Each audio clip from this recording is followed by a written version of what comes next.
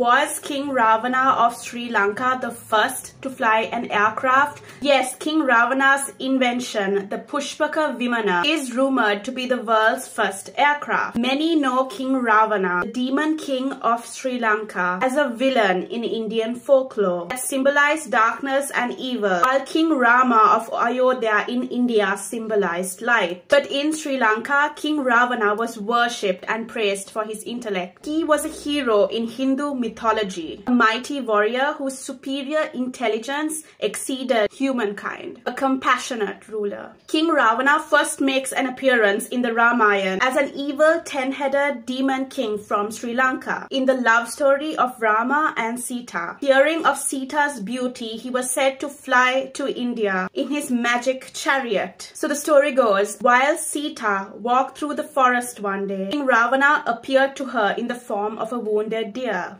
Sita rushed to Rama for help. The deer disappeared before Rama reached. Sita, who was worried about the deer, urged Rama to go in search of this wounded deer. So before Rama went on this search, he drew a magic circle around Sita for protection. Then King Ravana reappeared to Sita in the form of a thirsty beggar, and Sita stepped outside this magic circle to give this beggar some water. Ravana was said to have shapeshifted back to his natural form and whisked Sita away to Sri Lanka in his magic flying chariot. Could this magic flying chariot be the world's first aircraft, the Pushpaka Vimana? When Rama came back to the magic circle and discovered that Sita had disappeared, he went into the forest in search of her. Rama sought help from his friend, the Monkey King Hanuman. In the Ramayana, the immortal monkey demigod Hanuman was said to have the ability to fly across lands. This is without the help of an aircraft or the Vimana. Hanuman traveled for days in search of Sita. During Hanuman's search, he was said to have landed in several locations in Sri Lanka, most famous being Sita area, where Hanuman's footprints lie. There are also rumors of Sita's hair visible in the well at Sita area. Hanuman eventually found Sita in Ravana's prison. As you know, the Ravana caves was said to be where Ravana did in fact hold Sita hostage. She was imprisoned in his underground chambers. Hanuman took the news of Sita's whereabouts back to Rama, and they devised a plan to rescue Sita. Rama, Lakshman, Hanuman, and an army of monkeys and great warriors traveled to Sri Lanka to rescue Sita. Hanuman's army of monkeys was said to have built a bridge, the Adam's Bridge, also known as Ram's Bridge, which is now a trail of natural limestone between Manna Island in Sri Lanka and Rameshwaran Island in India. When the armies of Rama and Hanuman reached Sri Lanka, they waged war on Ravana's kingdom, a battle that lasted 10 whole days. During this battle, Rama and his younger brother Lakshman were severely wounded. So Hanuman flew to the holy Sanjeevi mountains in Tamil Nadu, India, which contained miraculous herbs in order to heal both Rama and Lakshman. Hanuman, not knowing which miraculous herbs to bring, decides to transport the whole mountain from India to Sri Lanka. So Hanuman, while he was on his way, dropped several fragments of this mountain in Sri Lanka. One of these fragments is said to be Rumassala in Unawatuna. Today, Rumassala is said to be the home of 150 miraculous herbs. It was said to be only grown in India. The soil properties found on the Rumassala hill are said to be different